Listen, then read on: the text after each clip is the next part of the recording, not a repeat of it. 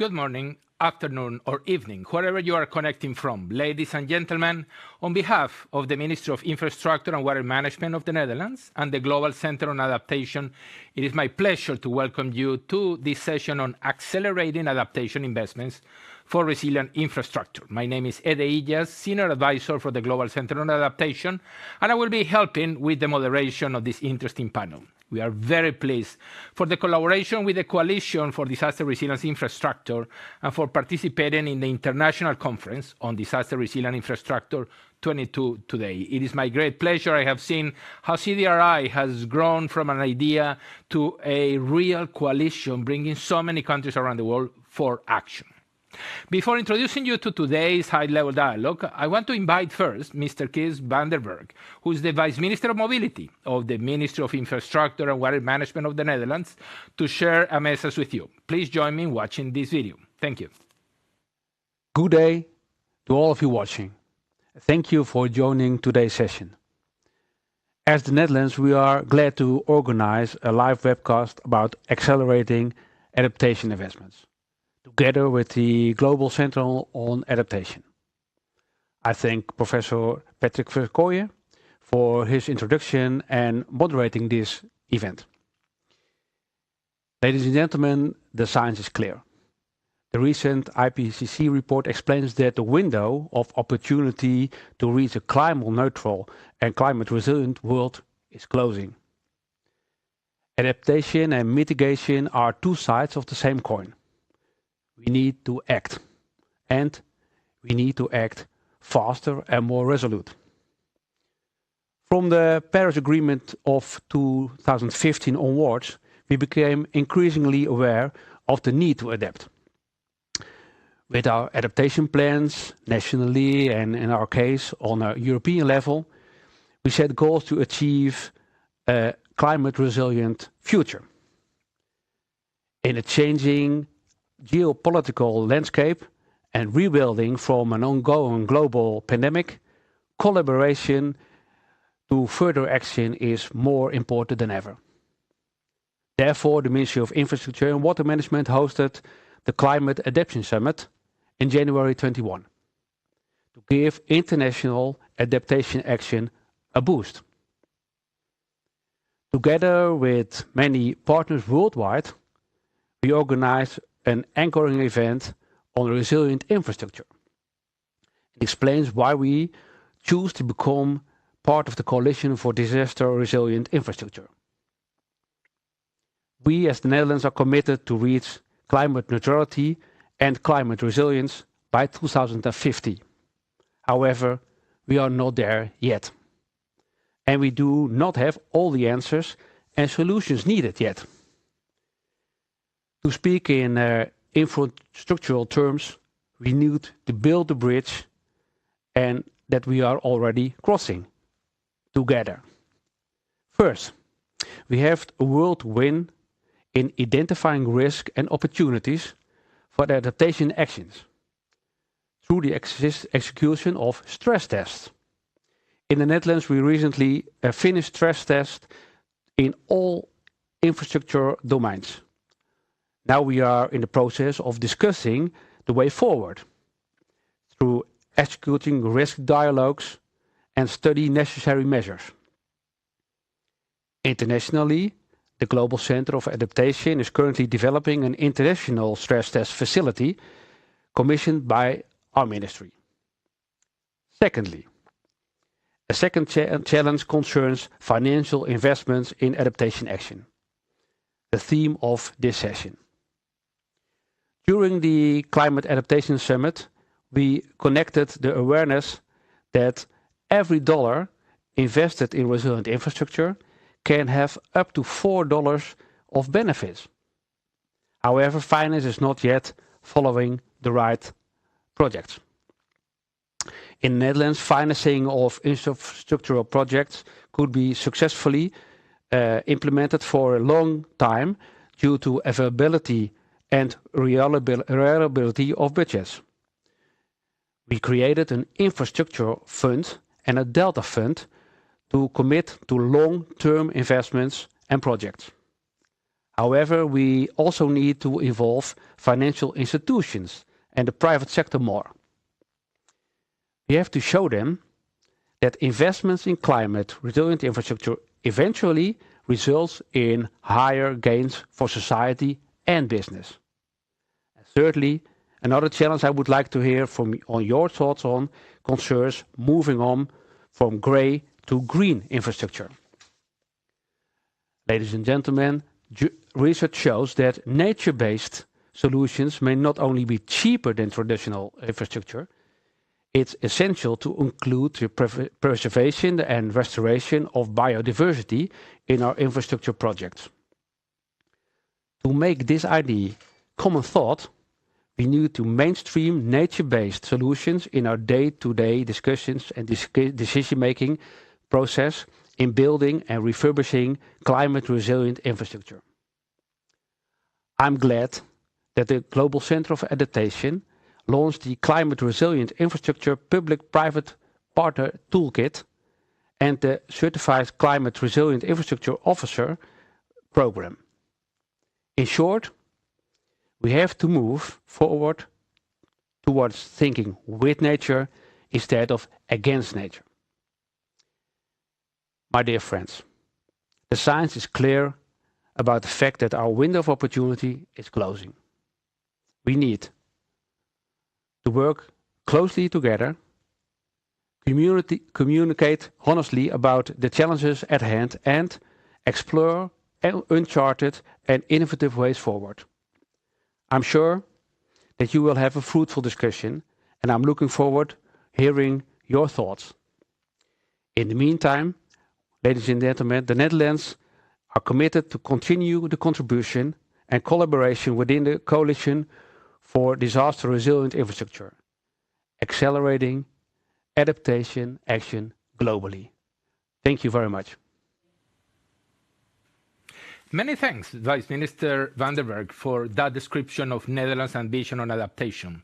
There are very few countries in the world where I can think of how adaptation to climate is embedded not only in infrastructure, but also on the behaviors and the ideas of the population.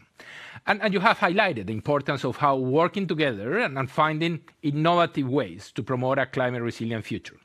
And the Global Center on Adaptation is pleased to be working in collaboration with your ministry to promote climate resilient infrastructure. Now, I would like to share a message from Professor van der Hooyen, the CEO of the Global Center on Adaptation, for this conference. Let's listen to the video. Your Excellencies, ladies and gentlemen, I'm pleased to be addressing you today in the International Conference for Disaster Resilient Infrastructure. And thank you to Prime Minister Modi for India's strong leadership on this important agenda. And thank you also to the Ministry of Infrastructure and Water of the Netherlands for co-hosting this session with the Global Center on Adaptation, or the GCA. The IPCC's latest report delivered a clear message. There is a narrow opportunity to adapt to climate change, and we need to act now. Climate adaptation is not an either-or challenge. 1.5 degrees of warming is fast becoming a reality for all of us by 2030. Therefore, adaptation should not be seen as a cost, but as an investment.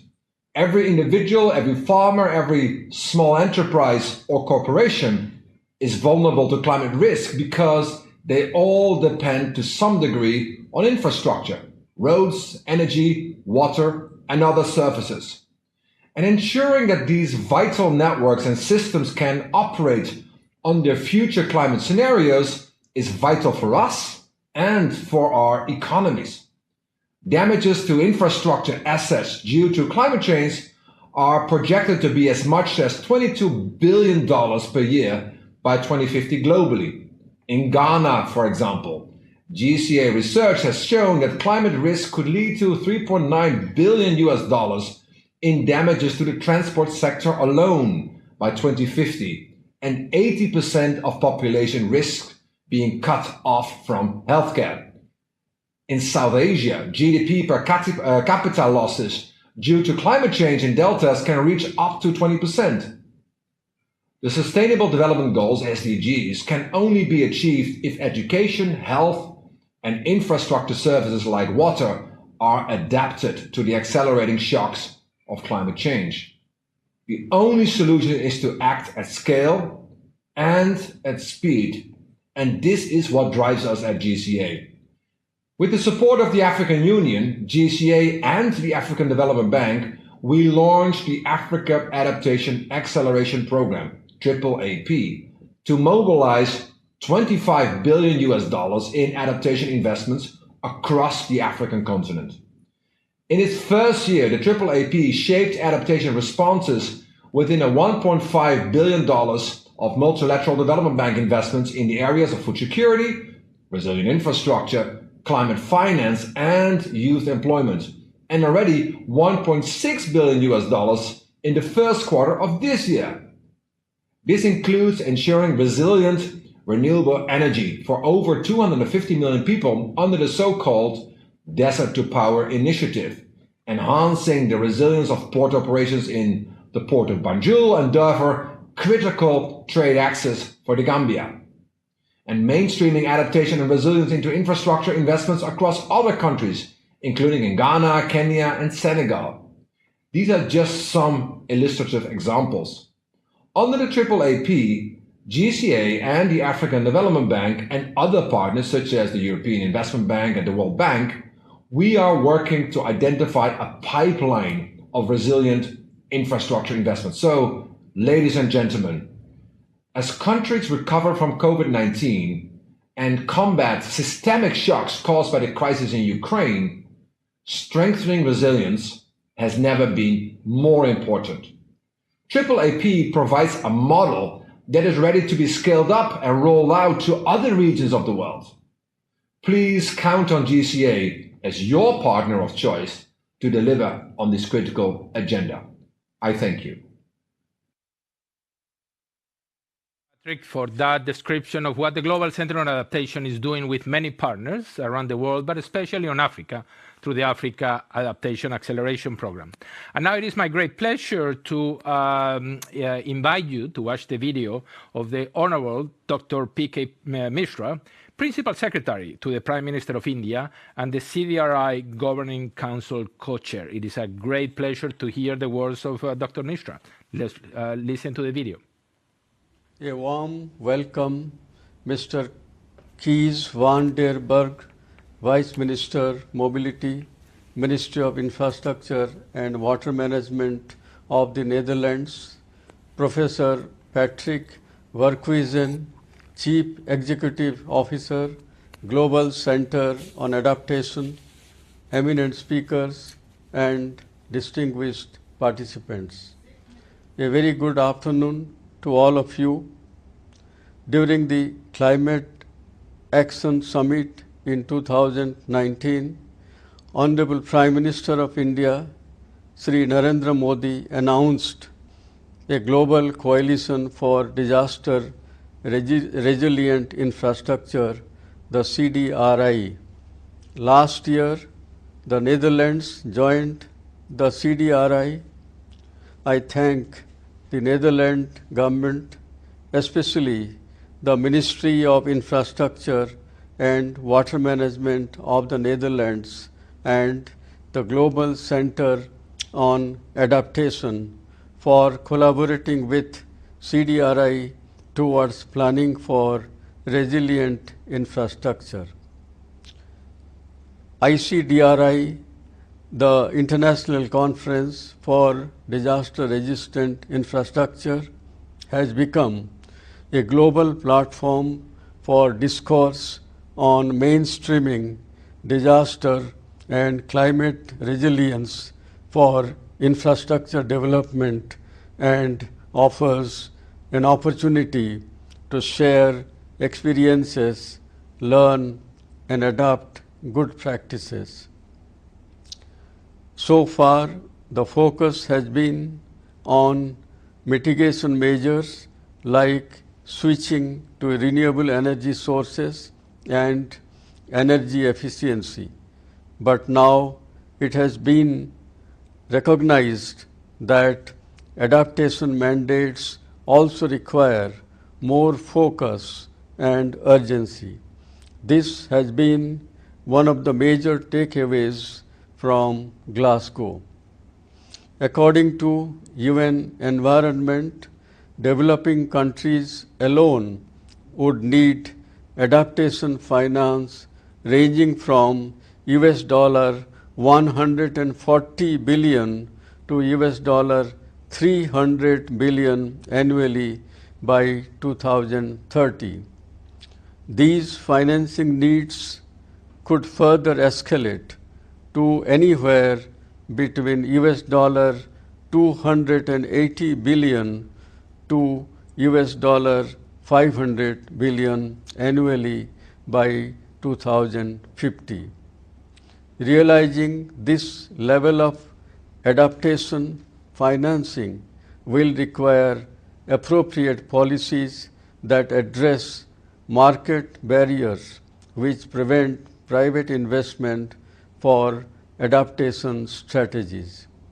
Different multilateral development organizations are already at the forefront for innovating tools such as sustainability investment criteria, climate-related disclosure principles to stimulate allocation of capital towards climate resilience, adaptation, and overall sustainability.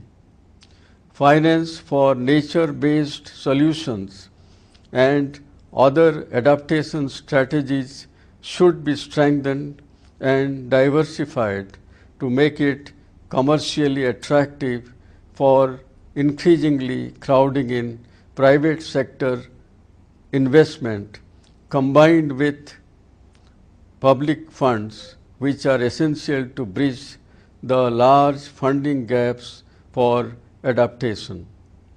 In India, we are not only committed to achieve net zero by 2070, but also to integrate adaptation strategies into our development plans.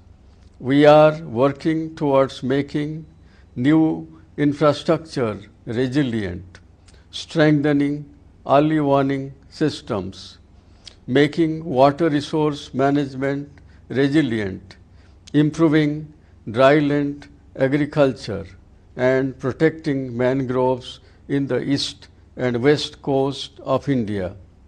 We are integrating our climate change adaptation and disaster risk reduction efforts to maximize the impact of finance available from our own national budget. Today's session, led by the Ministry for Infrastructure and Water Management, along with Global Center on Adaptation, brings forth the highlights of the Africa Adaptation Acceleration Program, or the AAAP. As CDRI's membership gradually expands in Africa, there will be obvious opportunities for collaboration. The learning from AAAP can expedite the adaptation work in other geographies as well, such as small island developing countries. I look forward to interesting and insightful deliberations led by experts and thought leaders on accelerating adaptation investment for resilient infrastructure in vulnerable countries. Thank you. Many thanks, Dr. Mishra, for those insightful remarks, but also for your personal leadership as co-chair of the Governing Council of CDRI. It is great to see India's global leadership in disaster resilient infrastructure. So thank you so much for those remarks. And let's get into the conversation, ladies and gentlemen. So today, our objective of what the remarks that we want to have today are threefold. First, we want to make sure that we not only talk about resilient infrastructure, but we put people at the center. It's not enough to just build resilient infrastructure. It is critical to build resilient services, resilient infrastructure services. Second, there's not going to be enough concrete in the world to protect us from the impacts of climate change, and therefore how to work with nature, how to implement nature-based solutions so that the infrastructure that is being built today and the infrastructure that exists and operates today can be more resilient to the disasters of today and the disasters of tomorrow due to climate change. And third, how to finance it all, how to make sure that the tremendous needs for the expansion of infrastructure services in developing countries can be financed in a way that rapidly achieve the Sustainable Development Goals and other targets of development from countries around the world, but they can do it also in a resilient way. And one of the examples that we're going to be discussing today is as Patrick, the CEO of the Global Center on Adaptation, was discussing, is the Africa Adaptation Acceleration Program, AAAP, where actually the idea is working with the African Development Bank and other partners to try to mobilize $25 billion in investments, and one of the pillars of the AAAP is on resilient infrastructure. The recent State on Trends in Adaptation report prepared by the GCA, and I was the co-director, and it was launched. Actually, we were very pleased with President Uhuru Kenyatta in Nairobi at the end of last year, showed that there are tremendous benefits to make infrastructure more resilient. Any dollar that is invested in early warning systems can bring between $4 and $25 in benefits. And a dollar invested in resilient water and sanitation is not only important and fundamental to save the lives of children and people around the world, but it also brings benefit between $12 and $12 in economic benefits. Agriculture, for example, as part of that report, we calculated what is the cost of action of making agriculture in the African continent resilient. Well, it turns out it's about $15 billion a year, but what is the cost of inaction? And the cost of inaction is $200 billion a year. The main message: resilience makes economic sense. It's not only something, it's not only a cost, it's not something that the countries have to do, but it actually pays off. The same can be said in South Asia. For example, the GDP losses in South Asian deltas can reach 9 to 20% by 2030. So the real solution is to implement adaptation, find adaptation solutions, implemented at scale. So I hope that the discussion today can go around those three topics and can really help us understand what is happening today, what are the needs in different regions, and actually how partners like CDRI, GCA, and others around the table can really bring together a fundamental change on infrastructure. So let me introduce the first speaker of today. His Excellency Dr. Kwaku Afriyie is the Minister of Environment, Science, Technology and Innovation of Ghana. And Ghana has been working, and we have been very pleased in GCA, to support their efforts on understanding under the AAA program how to prioritize resilient infrastructure. So let us hear from the Honorable Minister Kwaku Afriyie today. Good afternoon. On behalf of the government and people of Ghana, I am pleased to address the high-level dialogue on accelerating adaptation investments for resilience infrastructure, featured at the International Conference for Disaster Resilience Infrastructure. Your Excellency, Ghana wishes to thank the government of the Netherlands and Global Center on Adaptation for hosting this global conference. As we all know, the climate change is here with us, and we are all witnesses of the impact it is bringing to our lives. The IPCC report was described by the UN Secretary General as an atlas of human suffering, and it shows how people and the planet are being affected by climate change. Extreme weather and rapid changes to Ghana's climate present a profound risk to key sectors of Ghana's socio-economic development. Infrastructure in these sectors are the bedrock of the country's economic growth and development. Ghana, through that the Ministry of Environment, Science, Technology and Innovation started working with the Global Center on Adaptation in July 2020 and launched Enhancing the Resilience of Ghana's Infrastructure System project. This project was developed in collaboration with the University of Oxford, the United Nations Office for Project Services, and the United Nations Environmental Programme. It focused on the energy, transport, and water sectors to assess climate hazards to infrastructure access and to prioritize adaptation investments to address those risks. Through this innovative work, we in Ghana were able to identify important insights about the resilience of our infrastructure. In particular, energy.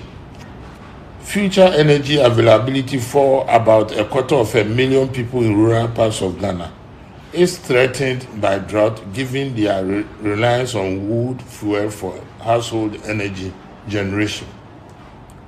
Equally, climate risk threatens major components of the electricity generation and transmission due to exposure to drought and flooding. Water supply and infrastructure. By 2050 and under high hazard conditions, some 54% of dams are exposed to floods and some 23% to droughts. The Wager Dam in particular, supplying some 80% of the drinkable water for Accra's metropolitan area, was found to be particularly exposed to flooding. Transport.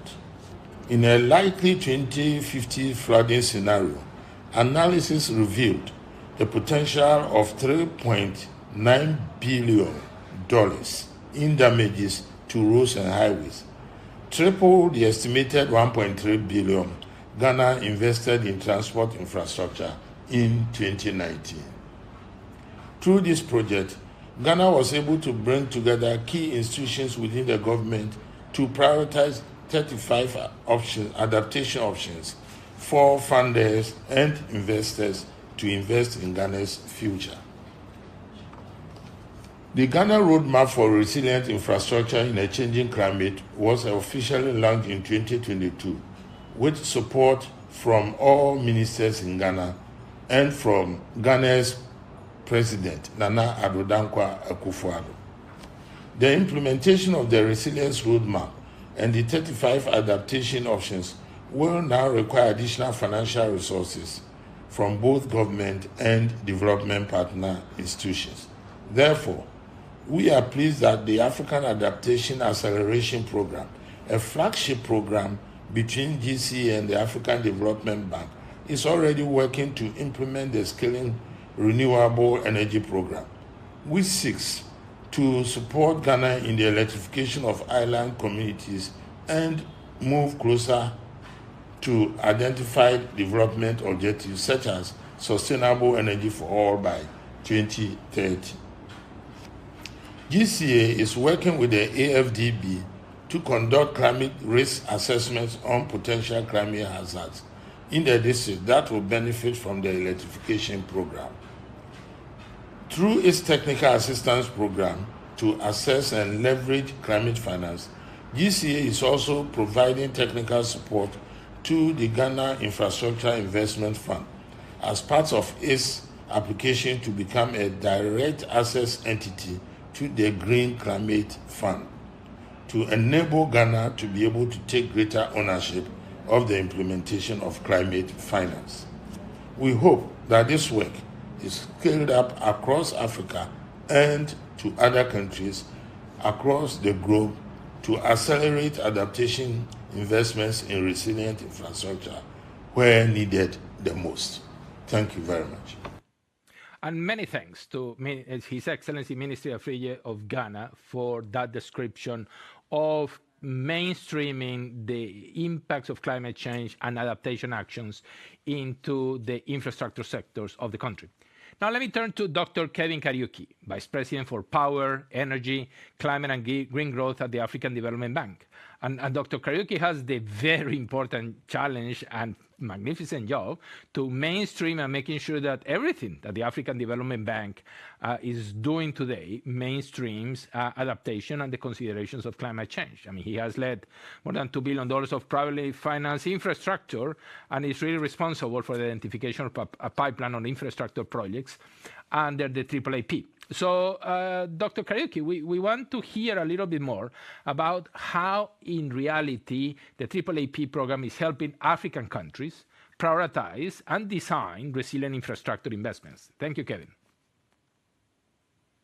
Thank you very much. I think the way to answer this question is as follows, and I'll start by saying, compared to Europe and the US, where most of the infrastructure required already exists, in Africa, 70% of the infrastructure is yet to be built. The African Development Bank estimates that Africa infrastructure needs are around 130 to 170 billion a year, with an investment gap of between 50 to 60% of that amount. We have also estimated that this gap limits the continent's GDP by about 2% per year. We are already seeing the disruptive impacts of climate change to critical infrastructure systems, escalating the operating costs, exacerbating the infrastructure funding gap, which leads to substantial spillover effects on societies and economies.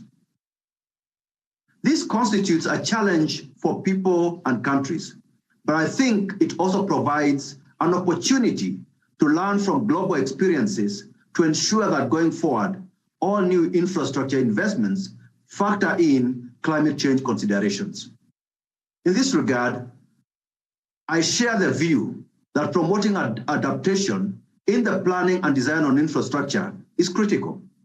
This, however, requires a change in mindset, away from the current behaviors and practices, which tend to build infrastructure without systematically factoring the current and project climate change impacts.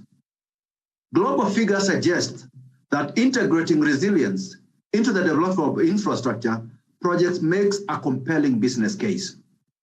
This is because integrating resilience only adds an average of 3% to the total costs, but with each dollar spent yielding $4 of benefits.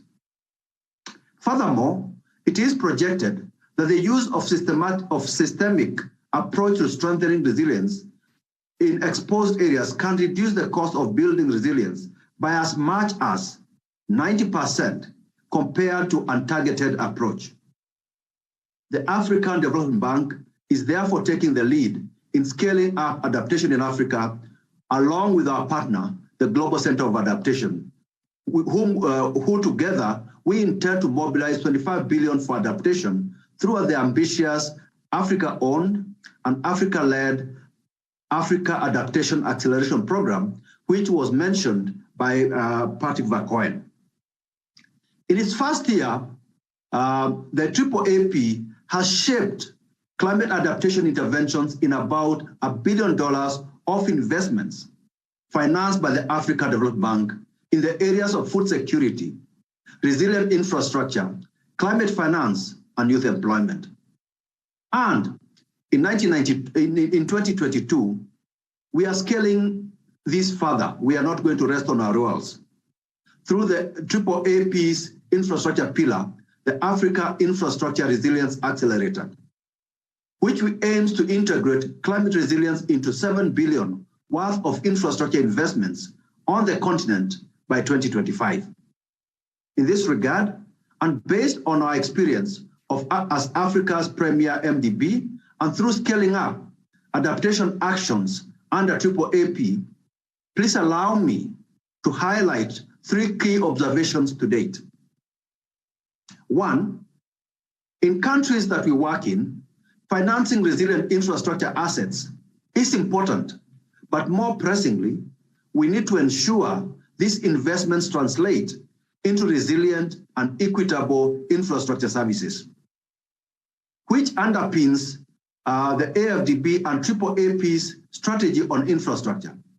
In Ghana, for example, you heard from the minister, the bank and GCA have recently worked with the Ministry of Environment, Science and Technology and Innovation, the United Nations Office of Project Services, UNOPS, the United Nations Environment Program, UNEP, and the University of Oxford in developing a climate-resilient infrastructure investment roadmap. The roadmap highlights how climate risk for roads can affect access to healthcare for up to 80% of women in sub-districts in Ghana.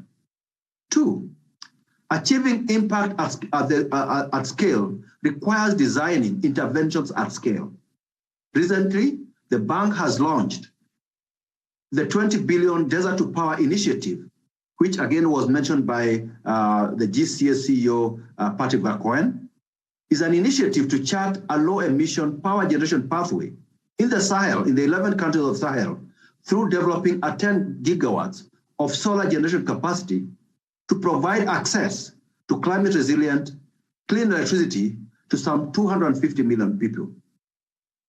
3, we need to invest in nature-based solutions.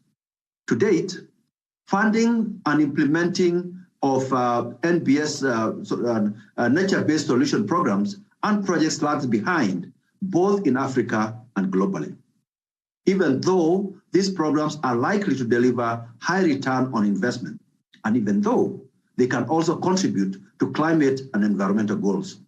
Yet, there is strong evidence that nature-based solutions are cost-effective strategy for adaptation and resilience, but deploying such solutions at scale further requires bringing the biodiversity experts into the same room with infrastructure engineers and investors. I can go on, but let me stop here. Thank you.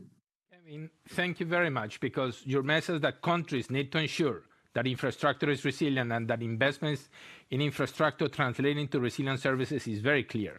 I want to pick up a statistic that you put. On average, the additional cost to make that infrastructure resilient to the disasters of today and to the climate risks that are coming up is only about 3%. But the benefits that come is for every dollar investment, you get 4 in return. So this is really an important message, as well as saying the understanding not only of the risks of disasters that are happening today, but how much worse they're going to get on climate, to incorporate that in the planning and the prioritization of infrastructure investments is very clear. Thank you so much, Kevin. I want to bring now to the stage Ms. Samantha Stratton-Short, who is the head of strategic initiatives in infrastructure and operations and UNOPS. And UNOPS have been working with the Global Center on Adaptation on a new approach and methodology that was described by the Honorable Minister of Ghana, and is also beginning in Bangladesh, to really understand how to bring all of this together and identify adaptation needs to prioritize investments in resilient infrastructure. So it is my great pleasure, then, Samantha, to invite you to tell us a little bit more about this innovation. Thank you so much. Thank you. Thank you so much for inviting UNOPS to join this panel to discuss this important topic. Just to start off with, among the sort of several services that UNOPS provides, we are explicitly mandated in infrastructure.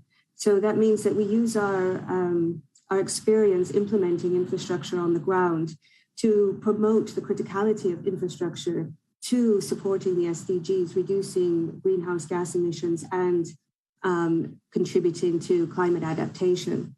In terms of addressing how countries ensure that infrastructure is resilient and that investments in infrastructure translate into resilient services, which the doctor from the African Development Bank just mentioned so well, we need to identify the priority areas for investment, and that those will meet the current and future challenges to climate change. So it's really critical that governments are able to understand the current state of their infrastructure, what will be their future demands, and what shocks and stresses they will be exposed to. We know already that adaptation costs continue to exceed available funds, possibly by 5 to 10% times the current financial flows. which really highlights the importance of optimally channeling the limited resources available. So this means that evidence-based planning of new assets and managing existing ones is absolutely critical. So to support this, we work with governments on their strategic planning for resilience through assessment of their current and future built and natural infrastructure service needs and their vulnerabilities. We look at the enabling environment that will nurture and deliver resilient services, as well as articulating infrastructure finance strategies that incorporate relevant sources of green finance. So one of the pieces of work that has just been launched, as was just said, just in March, was our work in Ghana. And this was, I think, one of the important things about this work was that we were creating with our partners, as already mentioned, but we were working on an adaptation investment roadmap. This would be input into supporting the revision of the country's NDCs and National Adaptation Plan, as well as capacity building. And it involved the sustained engagement with the government across 24 ministries. The project was in 3 parts to ensure a holistic approach to this adaptation planning. So again, we started by an assessment of the built, natural, and enabling environment adaptation needs. The second part was the roadmap of adaptation investments. And the third part was identifying potential sources for financing. Using the state-of-the-art geospatial analysis, which is developed by the University of Oxford, these national adaptation needs within the built and the natural environment were quantified by intersecting the nationally significant assets with several scenarios involving different types of climate hazards, flooding, landslides, droughts. Then to assess the challenges and possible solutions for the enabling environment, we use the capacity assessment tool for infrastructure, also known as CATI, which was developed by UNOPS. The result of all of this were 35 project concepts in the built, natural, and enabling environment. These were identified as prioritized adaptation options for building a resilient infrastructure system, which would be aligned with the SDGs and the Paris Agreement. We're also working with the GCA and the Bangladesh government in Bangladesh on a similar initiative. We're also working there with the Center for Environment and Geographic Information Services in the World Bank. But this is to assess the climate risks to infrastructure, quantify the impact of the provision of services at the household level, as well as the country's development objectives. So this works to reduce the climate risk for Bangladesh's infrastructure and economy by quantifying climate hazard impacts on infrastructure assets and services, also strengthening the understanding of the needs of vulnerable people and communities, and then prioritizing adaptation and resilient investment options. Again,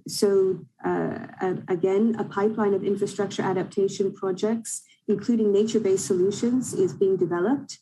And it's also integrating with several key national strategies and plans.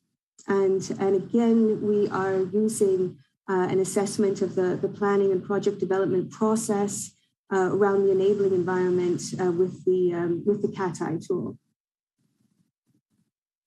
Very much, Samantha. And I think that these 2 good examples show how you can actually do national infrastructure resilient planning for that process. And what I like, particularly in the Ghana case, is that in a simple map, you're able to pinpoint, look, these are some of the bridges that really need action. These are some of the water dams that are critical areas. These are some of the roads that need to be made more resilient so that people can reach the hospitals within an hour under an emergency. That practicality is what allows countries to move into adaptation at a scale.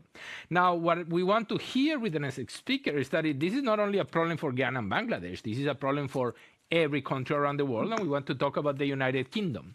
And it's a great pleasure to have with us Emma Howard-Boyd, who is the chair of the Environmental Agency of the UK. And Emma, in the run-up to COP26, you launched the third Climate Adaptation Report under the Climate Change Act of the UK, and really warned leaders that the climate crisis is really significant and urgent.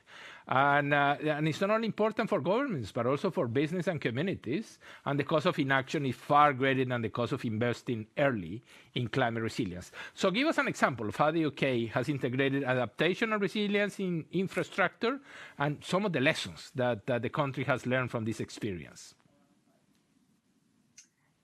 Thank you, and it's great to be with you all today and really emphasise that this is a whole world effort. When we launched the report, I used the words adapt or die, but for some people it is already too late.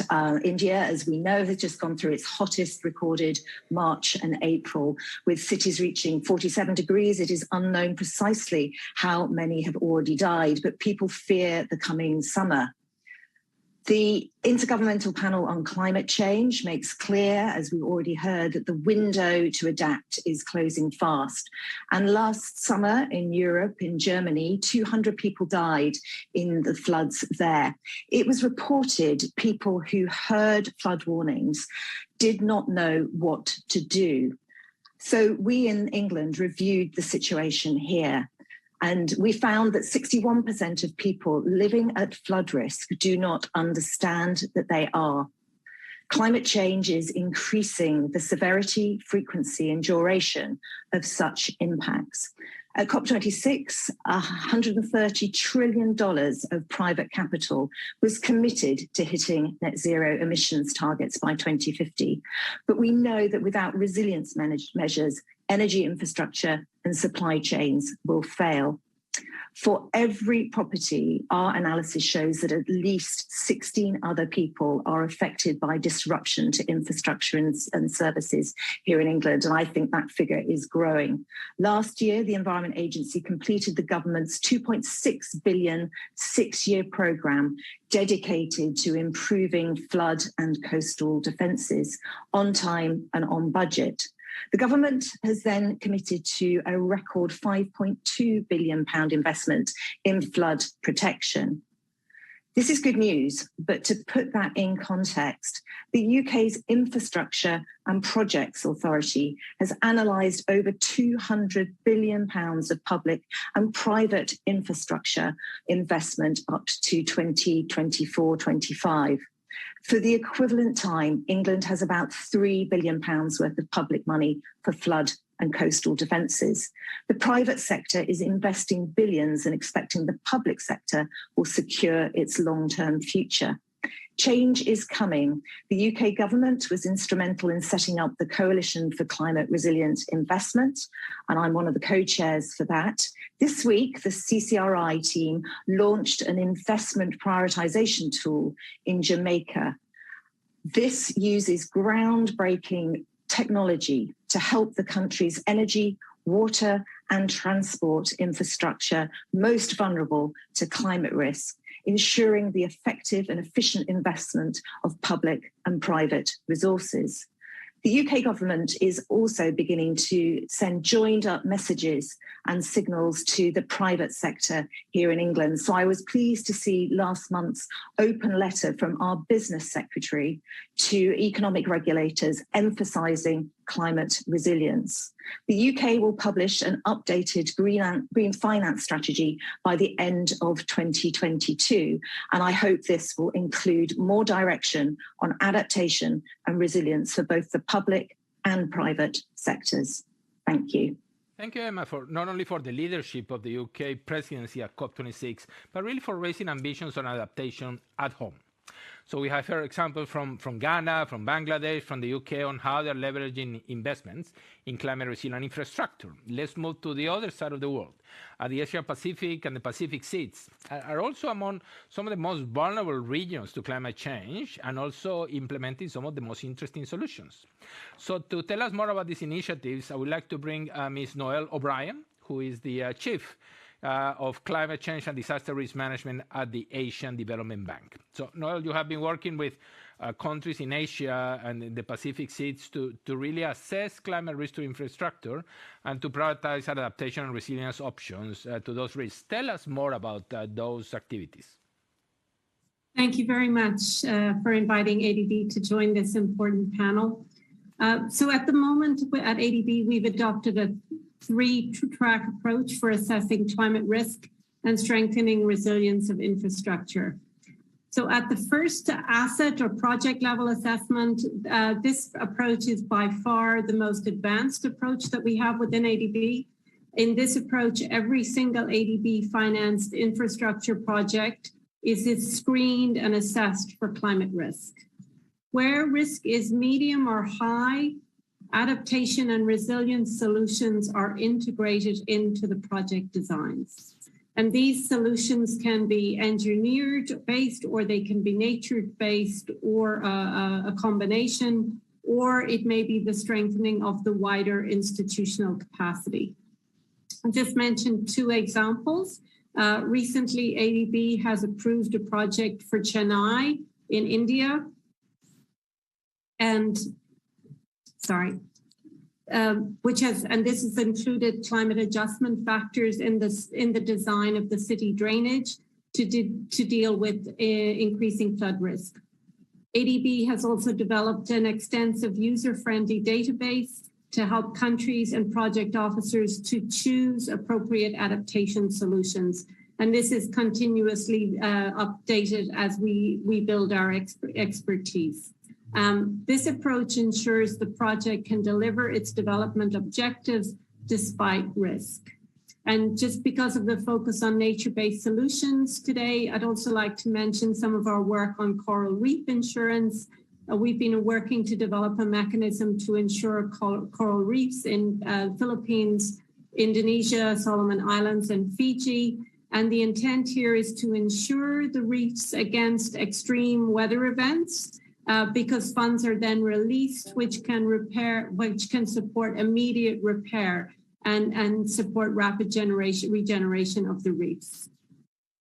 At a second level, we are evolving an approach at the system level assessment. In this case, a multi-hazard climate and disaster risk assessment is undertaken at the system level. The system can be a whole island, as in the case of the SIDS, a city, or a specific geographical region. And the results of this assessment help to identify the type of infrastructure investments needed to steer development in a resilient approach. We're working to combine these assessments with adaptation pathways approaches. One of the examples of such work is a recent initiative in Tonga on the capital city island of Tonga Tapu, where we've conducted a whole island assessment, and the result of that assessment is forming the basis for developing adaptation pathways that would help identify future investments and a more resilient future. We see this approach as critical to scale up adaptation investments and is very much in line with the recommendations of the recent IPCC AR6 report. The third level, very new to us, is the approach to assess risk at the portfolio level. This ADB is at the initial stage of considering this approach through our work on the Task Force on Climate-Related Financial Disclosures, the TCFD, and the commitment to align our operations with the goals of the Paris Agreement. We expect that with this approach, climate risk will be embedded in the bank's wider risk management framework and help us to identify the implications of such risk on our balance sheets. So thank you. Thank you, Noel. It's really fascinating to see those 3 levels and the progress that ADB is making, not only at the project level, but fascinating to see at the systems regional level and also at the portfolio level. I think that this is going to be imperative to identify a pipeline of resilient investments and to figure out how to change the landscape of infrastructure in countries that are working with the ADB. Now, one important source of financing that is always discussed are public-private partnerships, and they have not always been designed with enough consideration of climate risks. They have always sort of, look, this is insurance, or we'll hope for the best, and there's going to be a force majeure clause into this process. So what I want to ask Kevin, again, Vice President of the African Development Bank, is what is the role of PPPs in designing, building, operating, and maintaining climate resilience infrastructure? Kevin, your thoughts?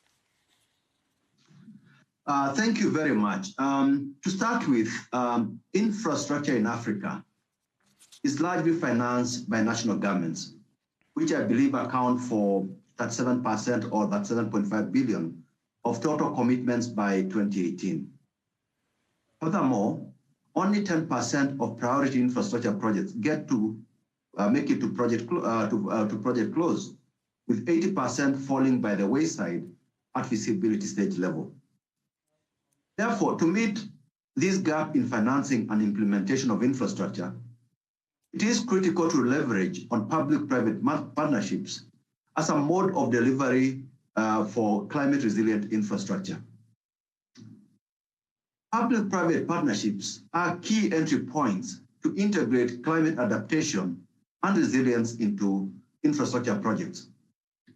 Globally, governments are increasingly turning to PPPs to finance infrastructure and bridge the 15 trillion investment gap expected by 2040. However, there is a lack of knowledge on how PPPs can be used as a tool for addressing climate risks and build climate resilient in infrastructure. There are three reasons, as far as I'm concerned, why PPPs offer a strategic instrument to mobilize adaptation investments.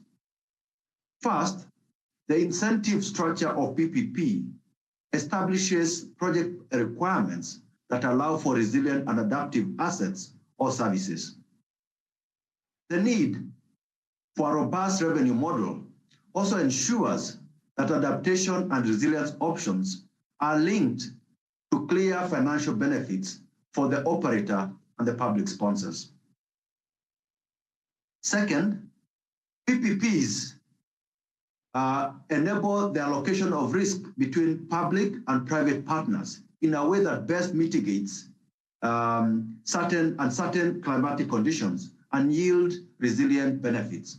Third, the focus on measurable outputs and performance stimulates innovation, such as resilient design standards and nature-based solutions, which can reduce the costs over the infrastructure life cycle. These lessons underpin the masterclass on climate resilient infrastructure in PPPs that was launched under the AAAP in 2021, with partners including the bank, AFDB, the Global Center on Adaptation, the World Bank, the Asia Development Bank, the European Investment Bank, the European Bank for Reconstruction and Development, among others. In 2022, we are now deploying this product to support investment projects across the bank's portfolio.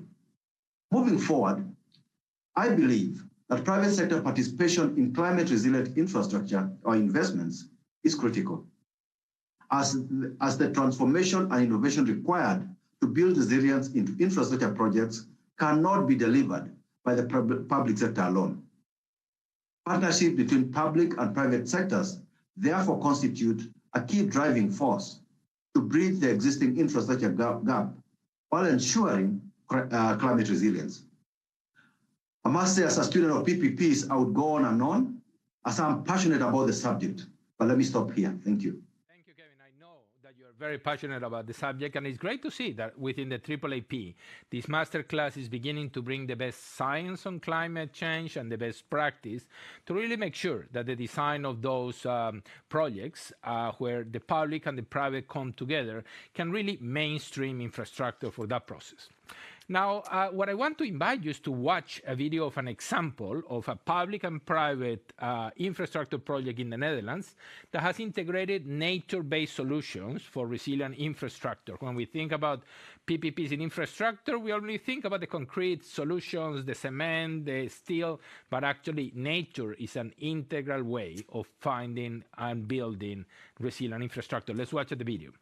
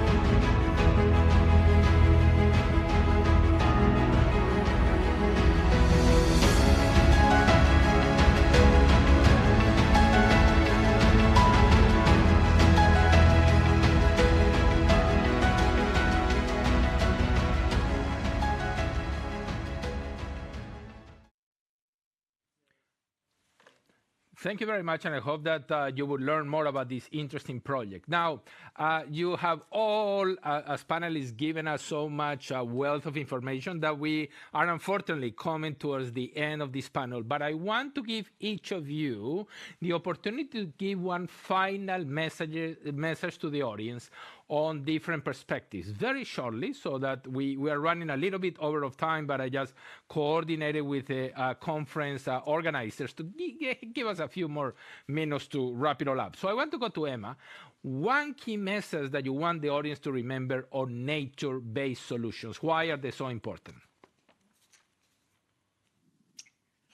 The importance of working with nature means that we have to get on and form those public-private partnerships. We've got one example in the UK, the National Natural Environment Investment Readiness Fund, which is bringing together government, relevant agencies, including the Environment Agency, Natural England, and the private sector to build a pipeline of investable projects so that we can get on and take action and then share that knowledge around the world. Thank you. Fantastic. Thank you so much for setting up the tone of how we're wrapping up the panel.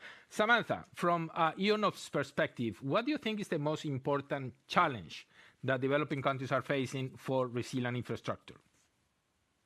Oh, thank you. I think one of the most important challenges is how to actually take on uncertainty and working with a systems approach. And this translates into the enabling environment because infrastructure processes are inherently complex and they take a long time. And therefore, getting that right across, the enabling environment governance in the government processes is extremely difficult. And so one of the most important things to look at is how to have cross-sectoral bodies for decision-making and implementation to actually ensure that resilience can be embedded into good infrastructure solutions. Excellent, Samantha. Cross-sectorality, fundamental for resilient infrastructure. Let's go to Noel. Noel, in the ADV, you have innovated so much on financing instruments. Tell us what is one example that makes you the most proud. Give us one example. Thank you. I think that we'll focus in on our community resilience financing partnership facility, which we launched at COP26, which among other aims at developing innovative bottom-up financing mechanisms to promote resilient infrastructure at the community level. And such infrastructure could be part of social development projects, such as public works program implemented by many countries in Asia and the Pacific region. And the key to this program is to empower local communities in adaptation-related decision-making. So critically important. Noel, thank you. Noel, I would agree with you. I really like that program, and we're looking forward to interesting results and lessons that we can bring to Africa and the AAAP program. Kevin, you have the final word. If other regions of the world want to do something transformational, like the Africa Acceleration Adaptation Program, what would be your advice? One or two things that you would tell Asia Pacific or Latin America and the Caribbean, this is what we're learning from the African Development Bank with the AAAP.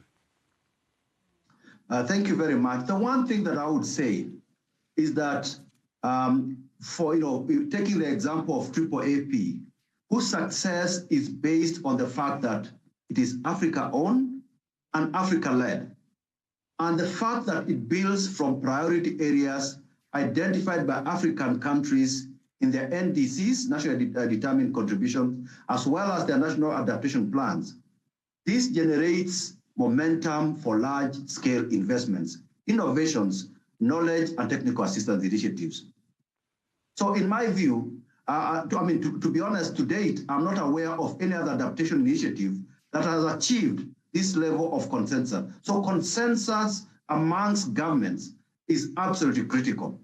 So in my view, to say, from my experience, in priorities adaptation and in championing adaptation initiatives as AAAP, we also believe that the South-South cooperation can work.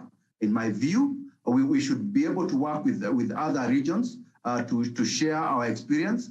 But the fact is, we believe we can be able to share our experience and expertise in implementing AAAP with South Asia and other small island developing states, which have similar challenges as Africa has, with a view to building solid coalitions on scaling up adaptation in developing countries. I'll stop there.